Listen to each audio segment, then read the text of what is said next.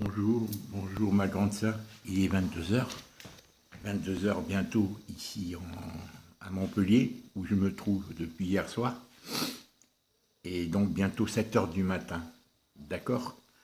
Chez vous, aussi nous sommes le 7, lundi 7 juin, et donc je suis arrivé hier, je te raconte pas les mésaventures Hélène, il y a eu beaucoup de trains en retard, qui m'a amené par erreur de leur part à prendre un train qui m'a amené à Montparnasse. Donc quand je suis arrivé à la gare de Montparnasse, tout le monde descendait et moi j'écoutais pas même les messages que les contrôleurs envoyaient parce que je devais en principe contourner. C'est l'un des seuls trains qui contourne Paris, qui s'arrête au sud de Paris, mais qui ne rentre pas dans Paris, ce qui m'évitait de changer de gare entre Montparnasse et Gare de Lyon pour aller à Montpellier. Et c'est très avantageux, si tu veux, parce que Montpellier, changer de gare, c'est très long, c'est fatigant, hein, avec les valises et tout. Voilà, tu vois, Hélène, il faut prendre le métro et tout, quoi, tu vois, et moi, j'ai horreur de ça. Surtout que j'avais une valise quand même qui pesait environ 20 kilos et un porte-documents accroché. Bon, il y avait des roulettes, mais enfin, descendre des escaliers, monter les longs couloirs, tu connais les métros de Paris. Et voilà que, Hélène, d'un seul coup, je réalise que je suis seul dans le train, arrivé vers 17h07, et je descends en vitesse. Je vais voir une dame sur les quais, une responsable SNCF, et je lui dis, écoutez madame, qu'est-ce qui se passe? Je ne devais pas rentrer dans Paris. Elle me dit, mais vous êtes trompé de train. Je lui dis, comment je me suis trompé de train, madame? Il y avait marqué Montpellier, 15h30 et tout, sur le tableau bleu. Mais ils se sont trompés, eux. Moi, quand j'ai vu ça, je suis descendu sur le quai numéro 5. Enfin bref. Enfin, je me trouve dans cette situation. Elle prend son ordinateur, c'est-à-dire le téléphone, elle questionne, elle prend mon billet, elle voit le numéro, elle me dit, écoutez monsieur, vous avez une chance. Si vous allez très vite, vous prenez le métro numéro 6, direction Nation, vous descendez à Denfert-Rochereau, je la connais bien cette ligne, hein, et vous prenez la ligne RB, et vous arrivez à Massy-Palaiseau, là où est la gare TGV qui contourne Paris, qui vous évite Paris, et vous allez arriver à l'heure vers 18h, il était 5h07 exactement, le train devrait arriver dans ces heures-ci. Alors elle m'accompagne très gentiment, pensant que je ne connaissais pas Paris. Alors je lui dis, non, non, madame, je connais Paris, j'y ai vécu. Et je cours avec je prends la ligne 6, j'arrive à Denfert-Rochereau. Et là, pof, accident grave sur la ligne du RERB, qui m'a retardé, qui fait que je devais prendre la ligne. Il y avait plusieurs trains qui allaient dans ce sud de Paris, qui est vers Antony, et un peu plus loin, Massy-Palaiseau. Et il y avait qui allaient à Robinson, d'autres qui allaient... Alors il y a deux dames qui se sont proposées de m'aider, bon, pour m'accompagner, parce que moi j'avais peur de rater mon train. Et finalement, le train de Massy-Palaiseau arrive, malgré l'accident grave qui était sur la ligne vers la gare du Nord, arrive, je le prends, désespéré, j'arrive à Massy-Palaiseau 20-30 minutes après, 20-25 minutes du moins, et là je cours, je vois gare TGV à 50 mètres en bas, il fallait descendre avec la valise. J'arrive au guichet SNCF de la gare TGV spéciale, hein, qui contourne Paris par le sud, et je vois la dame, je lui dis, écoutez madame, voilà, je ne comprends pas, je me suis retrouvé, et je lui explique. Elle me dit, mais écoutez monsieur, vous avez de la chance, il arrive à peine, il arrive votre train est parti avec 1 heure de retard doré. Et c'est là que je me dis, c'est eux qui ont fait l'erreur. Ils ont commencé par marquer l'heure du train, mais finalement, il avait 1 heure de retard. Donc j'ai pris un autre train qui partait à 15h30, mais ce n'était pas le train qui contournait Paris par Massy et qui allait directement de Rennes à Montpellier, si tu veux, qui m'évitait le changement de gare dans Paris et tout ça. Et je cours, elle me dit, vite, courez monsieur, c'est à 50 mètres plus bas, vous descendez, vous prenez le TGV. J'arrive sur le quai, Hélène. Je vois le TGV qui part. Oh, j'ai dit, pas de chance. Mais non, il partait pas, il arrivait de Rennes. Et je vois les gens qui courent pour prendre le train, mais il avait peu de wagons. Et il allait plus loin, s'arrêtait à 50 mètres plus loin. Alors je cours, j'arrive devant ma voiture. Hélène, j'arrive devant ma voiture, numéro 11, la voiture 11. Et je monte dedans, quelle joie. Sinon, j'aurais passé la nuit à Paris, je ne sais même pas comment j'aurais fait tout ça, Hélène. Bon, je leur aurais expliqué, ils sont bouchés, les fonctionnaires. Hein. Ils fonctionnent, mais tu vois, comment leur expliquer que c'est pas de ma faute, que c'est eux qui ont fait l'erreur et tout, parce que si, parce que ça. Alors, Je monte dans le train, tout content. Et bon, en cours de route, ils annoncent que le train a 1 heure de retard et que on pouvait être dédommagé en faisant le 30G, 30, le 30G.com. Hein. Donc, je vais être dédommagé, je vais demander à être remboursé d'environ 30 euros. Je vais être remboursé de 30 euros sur les 111 euros que m'a coûté ce billet. Je vais être remboursé de 25%. Voilà, au-delà d'une demi-heure, ils te remboursent. Jusqu'à 2 heures, ils te remboursent de 25%. Et au-delà de 2 heures, ils te remboursent 50%. Voilà. Donc, malheureusement, j'ai oublié mon coupe-vent dans le train de Montparnasse, à l'arrivée de Montparnasse. Un genre de truc, tu sais que j'ai souvent bleu là, en toile et qui est imperméable et qui est léger, quoi, tu vois. Bon, c'est pas grave. Enfin voilà, je suis arrivé à 22h25 à Montpellier et j'ai été jusqu'à la rue de l'Université avec ma valise qui faisait environ 20 kilos, le porte-document accroché à la poignée. Donc voilà, j'ai été content d'arriver à Montpellier et voilà, donc je me suis reposé et là depuis ce matin, donc j'essaie de réfléchir. J'ai épluché les documents qui sont là, tu vois, tous les documents qui étaient bourrés dans la boîte à lettres, je ne sais pas si tu vois. Voilà. Donc, je ne t'en parle pas ce soir, Hélène. Il y a, bon, la taxe foncière. Non, pas la taxe foncière, pardonne-moi, le truc du syndic, concernant tous les travaux et tout. Alors, je ne t'en parle pas aujourd'hui, Hélène, parce que c'est des sommes importantes et de 4 000, 3 000. Alors, je ne sais pas si c'est ta part, parce qu'ils ont refait l'escalier, ils ont fait des tas de choses.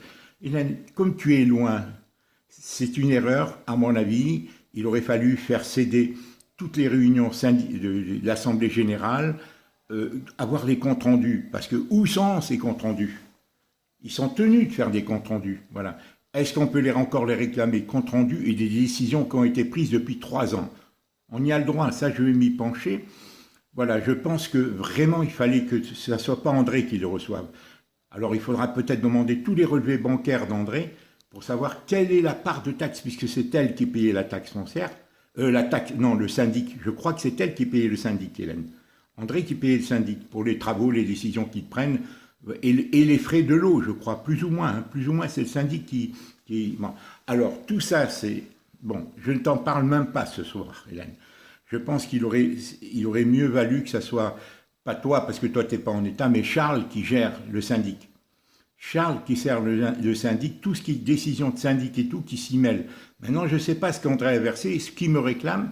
Madame Bernabé de la Foncia semblait aimable quand elle a appris la mort d'André, elle m'a dit « je ne vous presserai pas », etc. Mais enfin, maintenant, comme je ne suis pas en bon terme avec... c'est pas la même agence, hein, le côté immobilier à qui je devais charger, la Foncia Arnoux, c'est pas la même qui gère le syndic. C'est la même, c'est la Foncia, mais c'est pas le même service, disons. Hein, voilà. Donc, on verra, Hélène. C'est un immeuble, il n'y a même pas d'électricité dans le couloir. Même quand j'étais venu, ils n'ont pas réparé. Je ne sais pas quelle est la politique que mène la Foncia dans cet immeuble, qui a été restauré. Ils ont fait des gros travaux. Là, ils viennent faire le ravalement. Quelle est la part réelle qui revient par rapport à les parts que tu as, le millième que tu as dans l'immeuble? Et en plus, ils viennent d'agrandir la hauteur. Ils ont donné une autorisation pour construire au gars qui habitait en haut. Il a agrandi son machin, donc il devra avoir une part supplémentaire. Je ne suis pas au courant. J'aurai le temps de voir, de me renseigner au mieux, Hélène, pour voir ce qui te revient, avoir les comptes rendus, essayer d'avoir les relevés bancaires, savoir ce qu'André. Je vais voir ce que légalement je pourrais obtenir de droit par le syndic. Hein, d'accord, syndic de l'immeuble, la foncière en l'occurrence. Mais encore une fois, qui n'est pas le même service que l'agence immobilière à qui je ne me suis pas entendu, hein, bon, comme tu le sais. Donc, par la même occasion, il y a une lettre concernant Charles. Hein, voilà, Charles pour la rue de la Rappe, c'est la lettre des eaux. Hein, voilà, des eaux, la régie des eaux. Bon, alors, si tu autorises, je l'ouvre ou je l'envoie comme tu voudras. Hein. Ça doit être une ardoise, à moins que je la donne à la Casanova, hein, puisque c'est lui qui gère. À moins que je la donne à la... Parce que c'est Charles qui payait ou j'en sais rien s'il y avait un virement automatique ou pas. Concernant les eaux, hein. Bon, et toi, donc le syndic, il y a 2 lettres. Il y a des lettres de l'EDF, que moi je pensais avoir réglées. Il y a la lettre des gaz.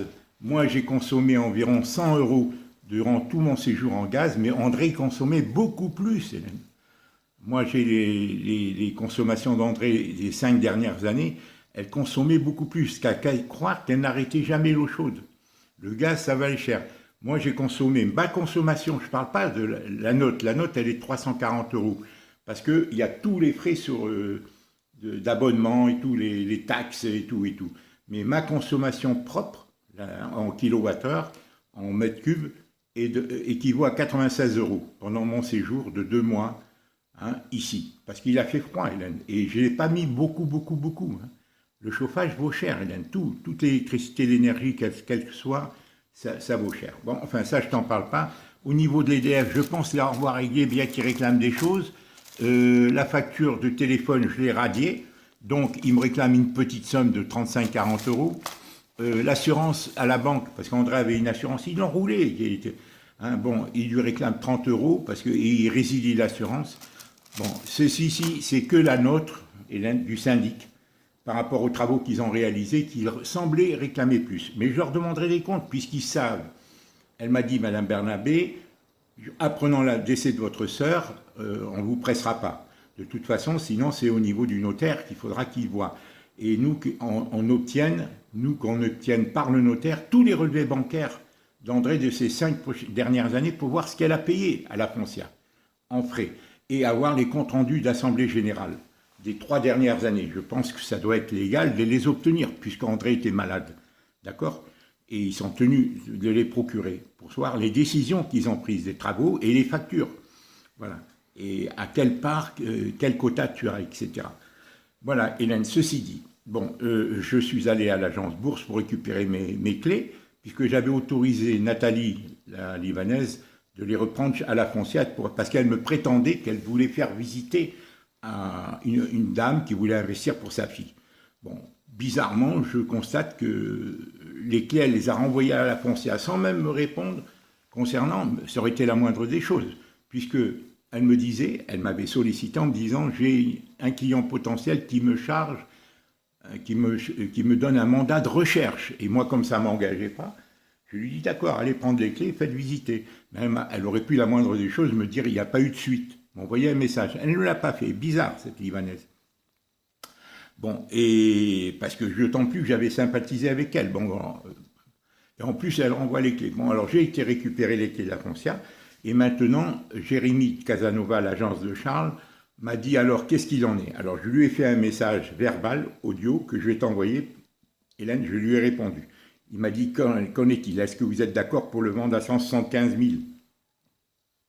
Hélène, c'est parce que l'agence Brisset n'a pas enlevé les annonces dans le journal acheter ou vendre, là, ou je sais pas, quelque chose comme ça, une annonce qui faisait passer. Il est fou ce gars-là, ou il est de mauvaise foi tout simplement. Hein. Parce qu'il m'a relancé aujourd'hui en me disant vous ne le vendrez pas à plus de 160 ou 155, etc. Moi, je vous avais dit, hein, il est bourré de contradictions. Et c'est lui qui m'a juré qu'il le vendrait à 200 000 en toute humilité. Il m'avait dit, si je lui confie, je pense bien qu'ils ont fait une estimation à 160, et maintenant il me dit, c'est pour vous faire plaisir, c'est pour pas vous perdre en tant que client que je vous ai fait croire à 200. Et je lui dis oui, mais après, comme vous m'avez rabaissé à 180, et après vous m'avez assuré, est-ce que vous êtes prêt à dire, répondez, est-ce que vous m'avez assuré au téléphone, 170 net vendeur, je vous le vends en 15 jours. Il ne répond pas, tu vois. Alors, il cherche encore à avoir l'affaire. Donnez-moi l'affaire, donnez-moi l'affaire. Et je vous le vends tout de suite à 155 ou quelque chose comme ça, net vendeur. Il a son acheteur depuis le début. Je me demande même s'il a fait de la publicité, beaucoup de publicité, Hélène. Parce qu'il a ses acheteurs, Hélène, ce sont des investisseurs. Et il ne s'est pas donné de mal. Ça ne veut pas lui coûter, ça ne lui a pas coûté. Et il a essayé dès le début de le vendre à ce prix-là pour faire plaisir à son acheteur, parce qu'il doit le connaître, et peut-être même au notaire ou j'en sais rien. Et moi, je ne vois pas de telles contradictions chez lui. Alors, quant à Casanova, je viens de lui répondre par l'audio que je vais t'envoyer sur WhatsApp, parce que ça laisse des traces, un message audio de 4-5 minutes. J'attends de voir comment il réagit. J'ai dit à l'agence Bourse que je la tiendrai au courant. Maintenant, moi, Hélène, sans contrepartie d'une agence, je n'ai aucune raison de leur donner. Même si je dois le vendre moi-même, je n'ai aucune raison. Maintenant, une contrepartie, c'est une garantie, un compte contractuel quasiment, du prix. Parce que s'ils te donnent une fourchette entre temps et temps, ça doit être entre temps et temps. Ils ne peuvent pas après dire non, ben non, c'est trop haut. Ah non, si entre temps et temps, c'est pas une estimation d'un seul, c'est estimé à un seul chiffre, c'est entre temps et temps. Donc ça doit être entre temps et temps, sinon c'est pas sérieux. Alors c'est ce que je dis à Brisset, je lui dis, vous avez estimé entre temps et temps, mais les autres aussi, pourquoi vous me dites que les autres sont pas sérieux et vous le savez, alors qu'entre temps vous me faites descendre, vous me dites, dans les 15 jours je vous les vends. Alors tout est bourré de contradictions, Hélène, c'est bourré de contradictions, j'en ai les preuves, mais c'est pas la peine de te fatiguer. J'attends maintenant avec Casanova ce qu'ils vont me dire, parce que Casanova fait partie de la MEPI. Alors eux, ils glanent un maximum d'agences, ils le mettent dans l'espoir que d'une des agences qui font partie de la MEPI, puisqu'ils mutualisent entre eux les annonces, et ils partagent au cas où une annonce, une agence de la MEPI vendait, c'est eux, ils partagent la commission avec le mandataire initial, en l'occurrence la Foncia, si ça avait été la Foncia qui fait partie de la MEPI, ou comment s'appelle, Casanova, ou d'autres, hein, puisqu'ils sont une 25 à Montpellier. Donc voilà où j'en suis, ma sœur. Voilà. Maintenant, je réfléchis, je ne sais pas si je vais aller voir d'autres agences, maintenant ayant acquis de ça. Là, je leur ai dit, je restais une semaine. En principe, je repars dimanche, mais je vais, dans un jour ou deux, si je annule mon voyage 3 jours avant, ça ne me coûte rien à le reporter pour une durée indéterminée d'une semaine de plus. J'en avais avisé Clarisse, j'en ai avisé Félicien, que je reviendrai peut-être au bout de 15 jours. Car maintenant, je vais maîtriser le dossier et essayer de trouver l'agence ou les agences, la perle rare, qui s'engagent contractuellement, parce que maintenant, on est tenu par le temps, sur des prix réels du bien. J'aurais dit, c'est pas de mon fait, si vous m'avez fait des fourchettes entre 150 et 200, il faut être sérieux. Une fourchette, Hélène, des prix entre 150 et 200 net vendeurs. Il faut être sérieux. Je lui dis, moi, je me suis fié à vous. J'ai pris parce que vous m'avez assuré qu'en 3 mois, l'agence bourse m'avait assuré en 6 mois, vous m'accordez, je vous le vends à 200 net vendeurs.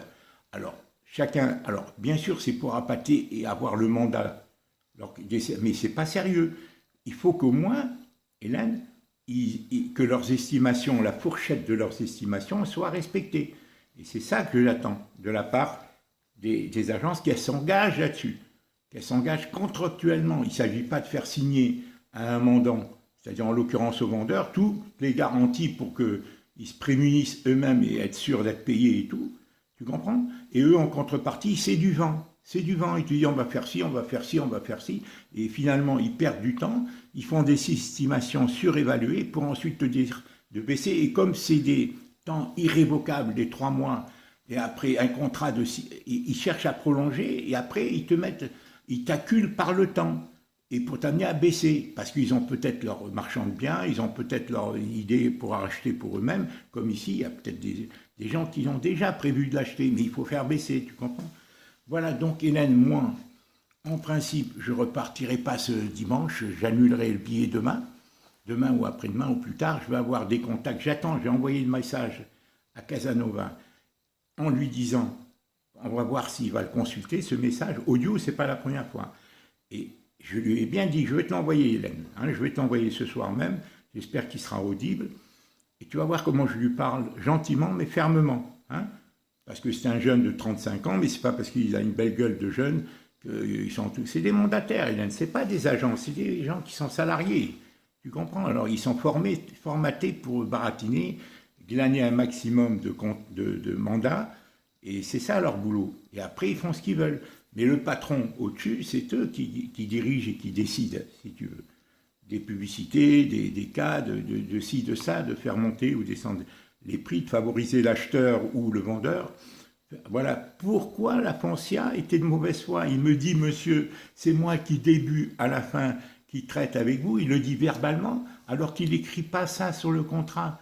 Il est écrit, c'est le subrogé qui prend sa place au cas où, toi, un subrogé de la MEPI, puisqu'ils sont une vingtaine d'agences qui en font partie. Voilà, donc voilà Hélène, je pense que tu m'as compris. Je te remercie pour tous tes messages Hélène, je me suis permis d'en transférer à Clarisse pour qu'elle sente qui tu es. Elle me fait des compliments sur toi Clarisse, elle te remercie, elle me dit vraiment ta sœur est une dame édifiante. Hein, voilà, elle m'a dit dans un message, elle est très contente, je lui ai envoyé les 3-4 derniers messages où tu me dis, tu me tranquillises en disant que tu me faisais confiance et que tu étais contente que je privilégie Clarisse et tout ça. Donc moi, pour l'instant, j'ai l'espérance comme toi, au niveau de ma famille, que les choses vont rentrer dans les normes, mais il est certain, Hélène, que je ne pourrai pas vivre chez les uns ou les autres. Parce que même s'ils sont bien intentionnés, ça n'ira pas. Il y a un moment donné, je vais être un bouc émissaire là-dedans, et voilà, dans chaque couple, ils ont des problèmes, des difficultés, ils font ce qu'ils peuvent, les uns et les autres, et moi, je ne peux pas être témoin de tout ça. Moi, je suis comme maman, je dis à 50 mètres d'accord, à 100 mètres d'accord, mais à la condition, c'est que voilà, je puisse m'exprimer, qu'on ne s'en prenne pas à moi tout le temps, s'il y a quelque chose, ou voilà, que comme je le respecte, il faut que je sois respecté, et que je ne sois pas à la merci d'un coup de colère des uns ou des autres. Tu comprends? Quant à Colette, Hélène, Colette, Héloïse, non pas Héloïse, que j'ai pas de nouvelles d'elle, Clarisse, tant qu'Adélie m'ont dit qu'Héloïse, que Colette leur aurait dit, ne vous mêlez pas de mes affaires avec maman. Papa, ne définissez pas votre relation avec lui en fonction du fait que je lui parle ou pas. Hein. C'est-à-dire que, quelle que soit notre relation, voilà ce que Colette aurait dit à mes filles, d'après Adélie, d'après Clarisse, et Adélie m'a reçu. Bibo, ils ont été accueillants, tant Adélie que Bibo. Moi, je souhaiterais qu'il y ait une harmonie pour eux d'abord, parce que leurs enfants, il faut les tranquilliser, leur donner de l'assurance, surtout par rapport à tout ce qu'ils vivent dans ces tourments du Covid, le masque et tout. Hélène, c'est traumatisant psychologiquement. Tu comprends? Et moi, je suis très sensible et j'essaie, mais bon, il ne faut pas qu'ils s'en prennent à moi. Moi, j'essaie de les informer comme un Félicien, mais avec beaucoup de mesures. Parce que c'est vrai que c'est angoissant, ce monde dans lequel on vit. Et moi, je ne veux pas être le souffre-douleur parce que je leur révèle des informations pour qu'ils soient prudents, d'autant plus qu'ils n'ont pas prise sur les événements. Pas plus eux que nous. Sinon que nous, on est éveillés, on est conscients. Et on voit les choses. Et voilà, moi, ma vie est derrière moi. Eux, ils sont obligés de faire des compromis avec le système. Hein, tant Félicien que Kiomi, parce que le système met les gens en porte-à-faux. Hein, ce système basé sur la corruption, l'individualisme. Et tant que Dominique, que Bibo et Fabien, hein, eux qui ont la responsabilité de leur famille. Ils ne peuvent pas être comme moi, si tu veux, un peu franc-tireur. Hein. Moi, toute ma vie, j'ai eu à en souffrir. J'étais fiché, là. Tu comprends? J'étais repéré, même ici à Montpellier où j'ai eu tant de procès. Hein. Et ici, j'ai eu six avocats, alors que j'avais gagné le procès pour le magasin. Initialement, je l'avais gagné en référé et tout. Ben, tous les auxiliaires de justice ont fait perdurer pour que ça nous coûte plus que si on l'avait perdu. Tu vois, c'est pour te dire, ça nous a coûté des sommes astronomiques. C'est ça, Hélène, la corruption, c'est ça la mafia. Tout le monde est tenu. Tous les corps de métier sont tenus. Mais nos enfants, si je leur dis trop ça, c'est alors, tu vois, c'est Liesi, la revue Liesi en parle, tout le monde le sait. La preuve de notre impuissance devant tous les mensonges qu'on subit avec le Covid, tous. Moi, j'en suis marqué, regarde mes mains, Hélène. Mais genre, tout a changé, Hélène. C'est une asphyxie, une mauvaise oxygénation de notre sang. Mais quand tu le dis aux gens, ils s'en prennent à toi. Parce que les gens ne veulent pas voir les choses, ne veulent pas voir la vérité. Parce qu'ils sont impuissants. Ils préfèrent rêver, penser, voilà, être confiants. Et comme les journaux manipulent au maximum, les journaux disent maintenant que tout le monde veut se faire vacciner. Mais tout est faux. Tout est faux, Hélène, tout est faux. Ils machinent pour que tout le monde accepte le vaccin et après, avec le passeport sanitaire, qui n'a rien de sanitaire, qui n'a rien. C'est pas un passeport pour la santé, Hélène, c'est un passeport politique, ou qui veut nous pucer et nous numériser et nous digitaliser, faire la puce sur la peau. C'est tout un système qu'ils ont mis en branle depuis des siècles, hein, Hélène. Et particulièrement qui va en s'accélérant depuis la Seconde Guerre mondiale. Et beaucoup de gens le disent, Hélène. Beaucoup de gens, d'érudits, pas moi. Moi, j'ai pas eu le temps, Hélène. Moi, j'ai pas eu le temps de me cultiver. J'ai beaucoup lu, mais je retiens rien. Et je confronte mes idées avec celles des autres, y compris celles qui ont des idées opposées aux miennes. Mais la mémoire de rien. Ce métier, Hélène, à répéter les mêmes choses en démonstration, m'a bousillé. Le cerveau, les problèmes familiaux, le stress, tout ça, tu vois, ça fait pire, ça altère les neurones. Mais j'en ai encore quelques-unes, hein, quelques-uns. Voilà, ma grande sœur, ce que je voulais te dire. Bon, je comprends, Hélène, tout ce que tu souffres. Mes enfants sont au courant, surtout Clarisse, Félicien aussi. Bon, moi, j'ai peur pour Félicien parce que sa situation, il est profession libérale, contrairement à Kiomi, qui elle est salariée, même si elle est clerc de notaire, mais Félicien doit se le créer. Et ce que j'ai peur, c'est qu'ils vont leur imposer le vaccin. Et que contient ce vaccin? Ils vont l'imposer à tout le monde, ils vont essayer. Pour l'instant, ils n'y arrivent pas. Mais par étapes successives, ils pensent y arriver. Voilà. Hélène, ils pensent y arriver par étapes successives, y compris aux enfants. C'est ça qui est horrible. Hélène, après, ils disposeront de la santé des gens. Ils pourront, à distance, avec les ondes et tout, contrôler leur vie. Déjà qu'ils nous contrôlent. Déjà qu'ils nous contrôlent. Hélène, par le truc data, là, ils entendent tout. Tout ce qu'on dit, il y a des algorithmes. Tout ce qu'on dit, ils nous voient, même quand le téléphone est éteint, ils entendent s'ils veulent. Ils ont des codes qui leur permettent d'entendre. C'est pour ça qu'ils nous le donnent. C'est pour ça, qu'Hélène, qu'on peut communiquer gratuitement d'ici à Nouméa, alors que pour faire pipi, il faut payer 1 euro. Hein, quand tu trouves des toilettes publiques, il faut payer. Alors que là, tu envoies des vidéos, tu envoies des films, tu parles et tout gratos. Tu es dans ce monde d'argent roi. Voilà. Alors Hélène, je vais faire de mon mieux. Hein, je vais essayer de connaître les contradictions des agences, des unes et des autres. J'ai bien lu tes messages. Je t'en remercie, ma grande sœur. Hélène, je regrette vraiment une seule chose, Hélène, c'est de ne pas avoir été proche de toi pour essayer de voir si je pouvais t'aider. Hein, parce que cette situation, Hélène, par rapport à la vente de l'appartement, en réalité, c'est Charles qui aurait dû la gérer, puisqu'il venait souvent à Montpellier. Je parle du syndic, Hélène. Et ça, c'est inadmissible, c'est 4 000, 5 000 euros. On ne sait pas ce qu'on devrait payer, puisqu'il n'y a rien d'autre comme document. Qui les a fait disparaître, ces documents? J'ai dit, il y avait 20 photos, il n'y a rien d'autre, ni aucun relevé bancaire, ni rien. Les relevés bancaires, on peut les avoir. Hélène, si le notaire les réclame, ou les héritiers, il faudrait que c'est que le notaire qui peut les réclamer. Je vais demander à Kiomi de demander au notaire de réclamer, ou je vais passer à la banque. Je leur dis, il nous faut les relevés bancaires de notre sœur, pour voir au niveau de la foncière, déjà au niveau et des assurances complémentaires, pourquoi ils ont pris tant d'argent. Pour André, Hélène, je te dirais, très sincèrement, moi, quand j'arrive ici, j'ai un choc. Bon, j'étais essoufflé, Hélène, j'étais épuisé, mais il faudra bien qu'on fasse une lettre au médecin, bureau, à Madame Arlaoui, l'assistante sociale, et même à l'autre, pour savoir, et même au truc qui devait faire le ménage, parce qu'ils s'étaient engagés à s'occuper d'André. Pour moi, ils ont programmé son décès. Là, j'ai reçu une lettre de l'assurance maladie d'André qui m'ont dit qu'ils avaient payé 2800 euros en octobre 2020 de ses frais d'hospitalisation. Là, j'ai la lettre de l'assurance maladie, que c'est eux qui l'ont pris en charge. Voilà. Et bon, je ne rentre pas dans les détails. Bon. Donc, est-ce qu'ils ont laissé mourir comme ils ont laissé mourir tant de gens dans les EHPAD, avec le Covid?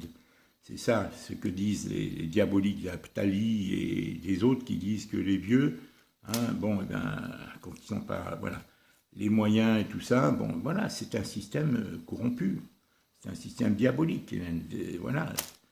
Hein, j'ose pas dire fasciste parce que c'est galvaudé quand on dit fasciste, mais c'est pire, c'est diabolique pour moi. Voilà, pour moi, c'est diabolique. Je le vois mettre des masques à des enfants de 6 ans alors qu'on sait qu'ils ne sont pas risqués et tout, les traumatismes qu'on crée. Voilà ce que je vite dit, Hélène. Je vais essayer de la poster. Réécoute, essaie de me dire ce que tu en penses. Bon, te fatigue pas à trop écrire, hein, Hélène, te fatigue pas. Envoie-moi des petits mots et dis-moi ce que tu penses de ce que je te dis, si tu vois des objections. Mais crois-moi, je vais être prudent, Hélène. Ici, au niveau une connivence, au niveau des agences immobilières et tout, je m'en rendrai compte. Je vais voir d'autres agences, mais il faudra qu'ils me fassent des estimations cohérentes, sérieuses. Si on fait une estimation, c'est une fourchette entre temps et temps, ils doivent s'engager dessus. Et il doit maintenant y avoir une contrepartie de temps. Sinon, je ne leur accordais pas, tu comprends, les trucs irrévocables de 3 mois, 6 mois. Sinon, eh ben, c'est moi qui déciderai de les vendre en n'ayant pas les frais, en faisant la fleur, pas de frais d'agence pour l'éventuel acquéreur. Voilà.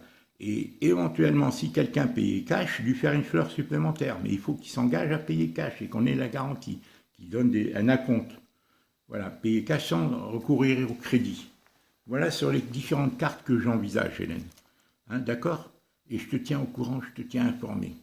Voilà, Je te remercie, ma grande sœur. Hein. C'est vite dit tout ça, parce que j'ai 32 minutes pour te parler. Et là, j'en suis déjà à 29 minutes 56, 30 minutes. Voilà. Je m'arrête avant, je ne vais pas jusqu'au bout. Je vais aller près de la cathédrale pour la télécharger. Parce que là-bas, j'ai plus de graduation dans la 4G. Je t'embrasse, Hélène. Voilà ce que je voulais te dire. Je suis chez André, comme tu vois là. Hein. Là, le lampadaire est éteint. Hein. Je suis assis. Voilà. Et je vais essayer de maîtriser le dossier au mieux. Sur le dernier Le Point, il y a un reportage sur Montpellier. Voilà, c'est le dernier. Est-ce qu'il est valable qu'à Montpellier? Est-ce qu'il vient qu'à Montpellier pour que les gens de Montpellier l'achètent? Ou est-ce que c'est au niveau de toute la France? Il y a 30 pages sur la ville de Montpellier. Voilà, qui est en plein développement. Voilà, le lampadaire, il vient de s'allumer. Ah non, il vient de s'éteindre. Le lampadaire vient de s'éteindre. Alors, ils ont ravalé tout l'immeuble. Ils ont ravalé tout l'immeuble, là, de ce côté, face côté cour, tu vois, ce qui fait beaucoup plus propre. Ils ont rehaussé, donc voilà. Il faut qu'on voit au niveau du syndic quelles sont les parts que tu as, quelles sont les parts, parce que par rapport à ce que tu as payé, ce qu'André a payé, et qu'on fasse le bilan.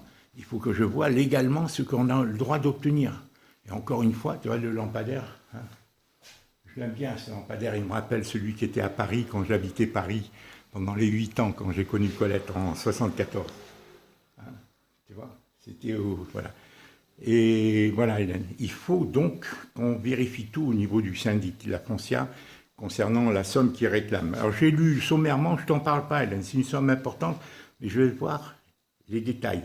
Parce qu'ils ont fait des travaux, ils ont refait ci, ils ont refait ça, l'escalier principalement, bon, etc. Et quand a-t-elle été prise cette décision? Voilà, et est-ce que c'est la part qui te revient? Il faut que je fasse une enquête. Tu sais, les gens ne se parlent pas beaucoup ici dans l'immeuble. Il n'y a personne d'ailleurs. Je ne vois pas, et les étudiants ne sont pas là. Paraît-il qu'ils suivent tous des cours maintenant par Internet. La rue de l'université, il y a beaucoup moins d'étudiants. D'après le buraliste qui est juste là, il me dit, mais monsieur, il y a de moins en moins d'étudiants. Je t'embrasse, Hélène, on va être coupé. Voilà, prends note et des questions que tu veux me poser. Je t'embrasse, voilà ma grande sœur. Je reprends ma course de main à pouvoir et réfléchir avant d'agir et avoir des garanties. Merci, donne-moi des conseils. Je t'embrasse, Hélène. Je t'embrasse. Voilà. Je t'embrasse et à très bientôt. Je poursuis comme je peux. Au revoir. Et je reviendrai à Montpellier s'il le faut, hein, si je dois repartir et revenir avec le camion. Et vider l'appartement pour qu'il ait plus de valeur. Vider l'appartement. Les meubles ne peuvent pas en tirer grand-chose. On ne peut pas en tirer grand-chose des meubles. C'est des vieux trucs que les gens ne voudront même pas démonter. C'est lourd, c'est de l'aggloméré. Je connais, même s'ils sont beaux, mais une fois montés, ils sont très difficiles à démonter.